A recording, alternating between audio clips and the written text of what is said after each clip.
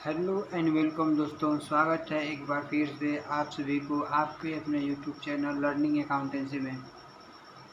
तो दोस्तों, आज से हम स्टार्ट कर रहे हैं बीकॉम फर्स्ट ईयर, यानी कि जो सेकेंड सेमेस्टर है हम लोग का, financial accounting and computerize accounting, जिसके राइटर हैं डॉक्टर SM शुक्ला। तो आज हम स्टार्ट कर रहे हैं चैप्टर नंबर 5। चैप्टर नंबर 5 हमारा क्या है, यहाँ है concept of double entry system. तो इसमें सबसे पहले हम इसके कंसेप्ट समझेंगे कि डबल एंट्री सिस्टम होता क्या है, इसके कैरेक्टरिस्टिक क्या है, मेरिट क्या है, डिमेरिट क्या है। तो इसी पर चर्चा करने वाले हैं दोस्तों। तो हम जैसे कि लंबे समय से वीडियो नहीं अपलोड कर रहे थे, तो आज से हम आपको वीडियो प्रॉपर मिलेगा। तो आज हम पढ़ेंगे कि meaning of double entry system, double entry system होता क्या है। और इसमें बेसिकली आपका जो BCom BCom first year second semester, तो इसमें अभी इसका न्यूमेरिकल जो है वो आगे के चैप्टर में, इसमें सिर्फ आपको हम अभी पेज नेक्स्ट करके दिखाते हैं। देखिए यहाँ पर सिर्फ क्या है, यहाँ पे जैसे कि यहाँ पर सिर्फ अभी इसका थ्योरी पार्ट है कि मतलब टाइप्स ऑफ अकाउंट क्या है, फिर आगे ही है। फिर चैप्टर 6 है प्रिपरेशन ऑफ जनरल, इसमें हम लोग जनरल बनाएंगे, लेजर बनाएंगे, इसमें आगे हम पढ़ेंगे। तो इसके पहले हम पढ़ लेते हैं इस डबल एंट्री सिस्टम की मीनिंग क्या होती है दोस्तों। तो चलिए दोस्तों, हम आपको बताते हैं, साथ ही साथ आप नोट्स भी करते जाइएगा कि meaning of double entry system होता क्या है। तो देखिए दोस्तों,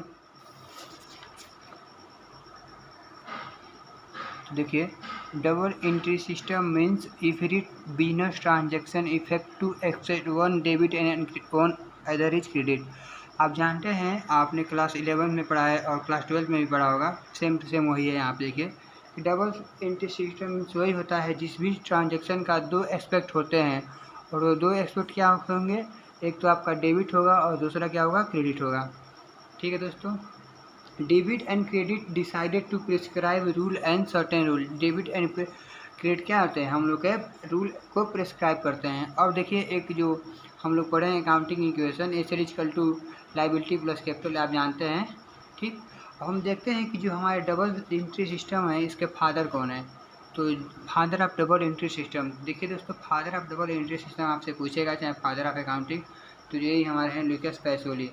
लुकास पैसोली जी हमारे क्या है, father of double entry system. अब पूछता है आपसे एग्जामिनेशन में कि लुकास पैसोली फादर ऑफ अकाउंटिंग है या father of double entry system है, तो ये बेसिकली बिलोंग कहाँ से करते थे। तो दोस्तों आप जान जाइए, जो father of double entry system है लुकास पैसोली, ये इटली के वेनिस नामक शहर से क्या करते थे, बिलोंग करते थे। ठीक, और हिज फर्स्ट बुक, और उनका प्रथम बुक का क्या नाम था, उनका प्रथम बुक का नाम था डी कंप्यूटिसेट स्केचरीज। क्या था, डी कंप्यूसेट स्केचरीज, जो इनका फर्स्ट बुक था। तो आप जान गए कि father of double entry system या फादर ऑफ अकाउंटिंग यही हमारे लुकास पैसोली जी हैं। वो इटली के वेनिस से शहर से बिलोंग करते थे। 1494 में इन्होंने बुक लिखा था डी कंप्यूटेटिस स्केचरीज, जो इसके बुक का पहली नाम था। ठीक है दोस्तों, अब हम पढ़ते हैं कि meaning of debit. Meaning of debit means होता क्या है, डेबिट देख लेते हैं। तो देखिए दोस्तों, the word debit has been derived from Latin word. जो हमारे जो डेबिट है यह लैटिन वर्ड से लिया गया है। तो the word debit has been derived from Latin word debitum. जो डेबिट है लैटिन वर्ड के डेबिटम नामक शब्द से लिया गया है। ठीक, which means due for debt, जिसका मतलब है due for debt, is a symbol of accounting. क्या है, अकाउंटिंग का सिंबल है। तो आपको पता चल गया कि जो हमारे डेबिट है वो लैटिन वर्ड के डेबिटम शब्द से लिया गया है, जिसका मतलब होता है ड्यू फॉर डेट।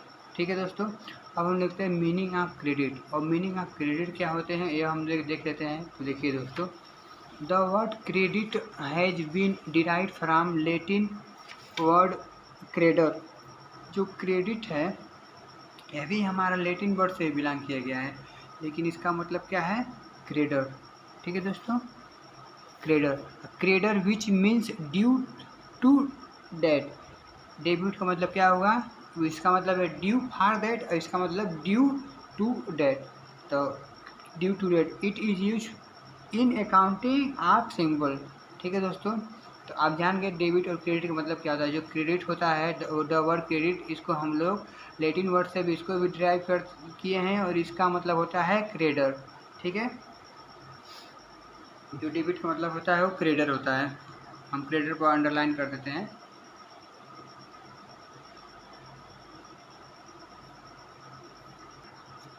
तो आपको अच्छे से पता चल गया कि मीनिंग ऑफ डेबिट क्या है। आपके एग्जामिनेशन में आएगा तब भी दीजिएगा। डेबिट जो है डेप्टम शब्द से बना है, लैटिन वर्ड से लिया गया है। क्रेडिट भी क्रेडिटर शब्द से बना है और लैटिनम वर्ड से भी लिया गया है। ठीक है दोस्तों, अब हम पढ़ते हैं इसके डबल एंट्री सिस्टम के फीचर्स क्या हैं। जैसे कि अभी हमने पढ़ लिया डेबिट क्रेडिट मतलब क्या होता है।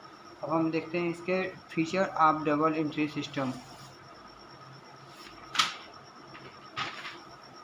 देखिए, आपको पता है जो हमारा डिफिनीशन होता है इसी से क्या होता है, हम लोग का बनता है फीचर। तो यही डिफिनीशन आपको मैंने बताया है कि डबल एंट्री सिस्टम क्या होता है। Double entry system means every transaction effected to except one debit and one credit. ये आपको हम डिफिनीशन बताए हैं, तब इसका फीचर भी यही है। देखिए दोस्तों, फीचर भी यही है, इसी से हम लोग डिफिनीशन से फीचर बनता है इसका। देख लीजिए, अब देखिए यहाँ पे पहला a feature of double entry system, every business transaction affected to expect one debit and other credit.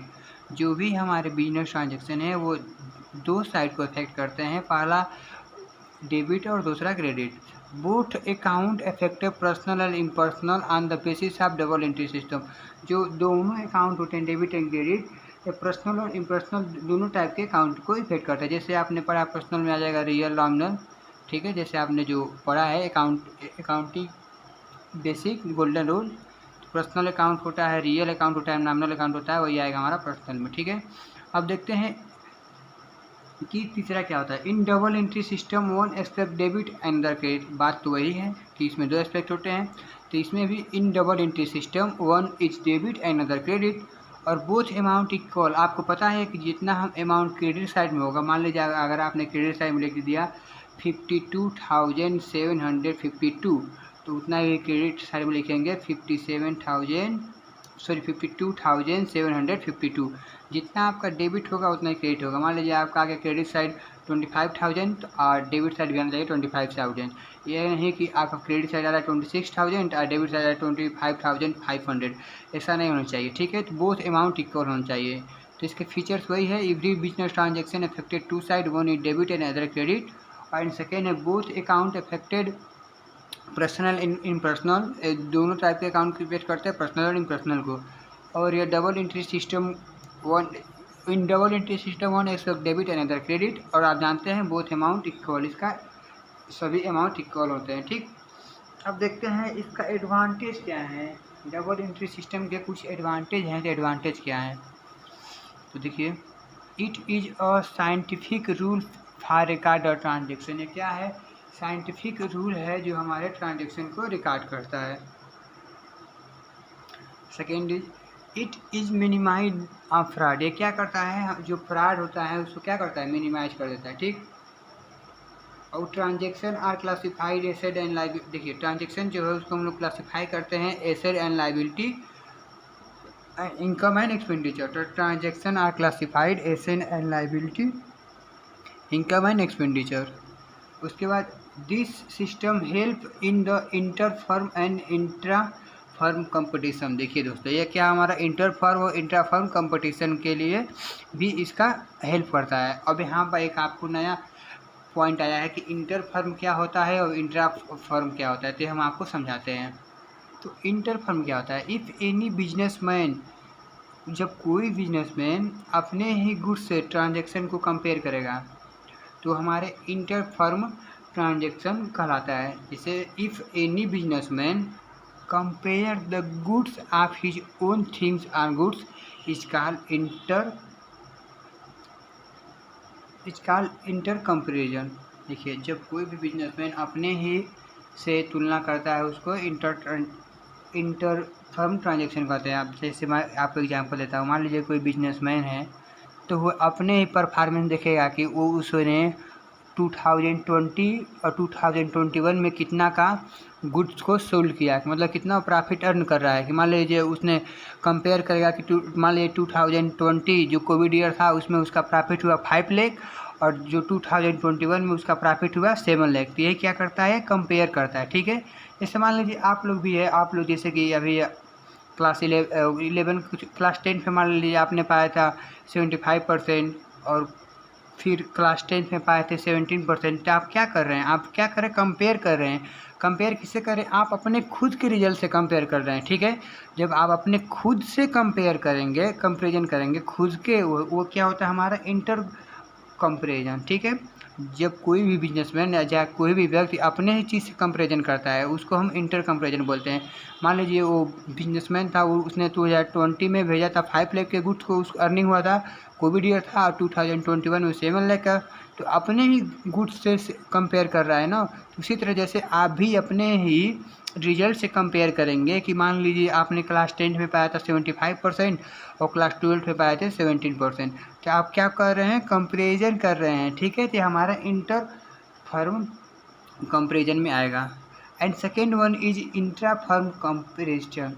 Intra firm comparison क्या होता है, अब हम एक बताते हैं। इसमें क्या करता है, कोई भी बिजनेसमैन किसी दूसरे व्यक्ति के किसी दूसरे बिजनेसमैन से कंपेयर करता है। ठीक है, जैसे मान लीजिए राम नाम का एक बिजनेसमैन है, वह किससे कंपेयर कर रहा है, श्याम से।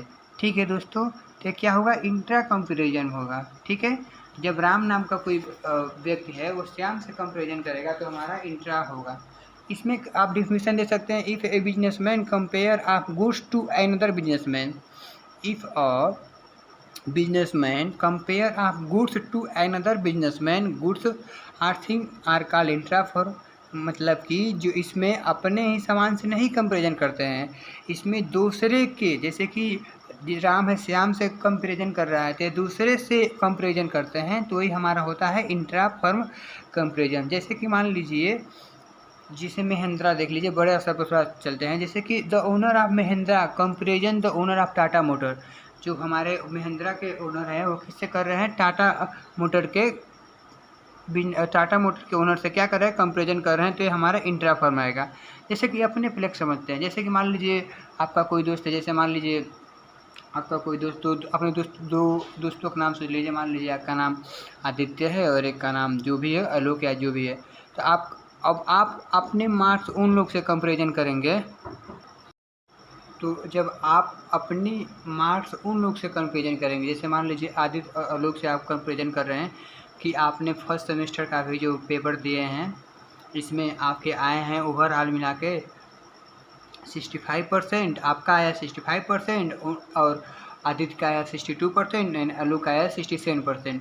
तो आप क्या कर रहे हैं, अपना जो रिजल्ट है वो दूसरे से कंपेरिजन कर रहे हैं। तो क्या होगा, इंट्रा। जब आप स्वयं का कंपेरिजन कर रहे थे, जब आपने 10th में पाया था इतना परसेंट और 12th में पाया था इतना परसेंट, तो क्या है, इंटर। जब कोई भी बिजनेसमैन या कोई भी व्यक्ति अपने ही चीज़ से कंपेरिजन करेगा तो हो जाएगा इंटर, और दूसरे से कंपेरिजन करेगा तो हो जाएगा इंट्रा। तो आपको अच्छे समझ में आ गया होगा कि इंट्रा कंपेरिजन और इंटर कंपेरिजन क्या होते हैं। ठीक, अब हम देखते हैं इसके डिसएडवांटेज के पहले हम आपको दिखाते हैं जो हम अपने तरफ से बनाए हैं इंट्रा फर्म का, और इंटर फर्म क्या होते हैं इसके नोट्स देख लीजिए। देखिए यहाँ पे, if any businessman compare the good of his own things is called inter firm. मैंने यही बताया कि जब कोई भी बिजनेसमैन अपने से तुलना करेगा, अपने सामान से तुलना करेगा तो क्या होता है, इंटर फर्म। जैसे कि मान लीजिए एग्जांपल, कंपेरिजन आप पीएल यानी प्रॉफिट एंड लॉस 2021 और 22 का आपने कंपेरिजन कर रहे हैं कि आप कितना अर्निंग कर रहे हैं, ये हो गया। उसके बाद इंट्रा फर्म आपको बताए हैं कि if any businessman compare the goods to another businessman, अगर कोई भी है किसी और से कंपेयर कर रहा है तो हमारा इंट्रा में आ जाएगा। जैसे कि मान लीजिए the owner of Mahindra compare the owner of Tata Motors, चाहे the owner of Hero compare the owner of Honda. जैसे जो आपके हीरो के जो ओनर है वो कंपेयर कर रहा है किससे, होंडा बाइक वाले से। जो भी है वो इंट्रा, मतलब आपको ओवरऑल एक समझ में आ रहा होगा कि इंट्रा में क्या करते हैं, दूसरे से कंपेरिजन करते हैं और इंटर में अपने आप से कंपेरिजन करते हैं। ठीक है दोस्तों, अब हम दोस्तों आज के वीडियो में बस इतना ही। इसके आगे वाले वीडियो में हम पढ़ेंगे कि इसका डिसएडवांटेज क्या है, फिर हम इस पर चर्चा करेंगे। ठीक है दोस्तों, तो आई होप आप सभी को मेरी वीडियो अच्छी लगी होगी। वीडियो अच्छी लगी हो तो वीडियो को लाइक कर दें, और इस चैनल पर नए बार आए हैं तो चैनल को सब्सक्राइब कर लें। ठीक है दोस्तों, मिलते हैं आपसे अगले वीडियो में। तब तक के लिए जय हिंद, धन्यवाद, वंदे मातरम।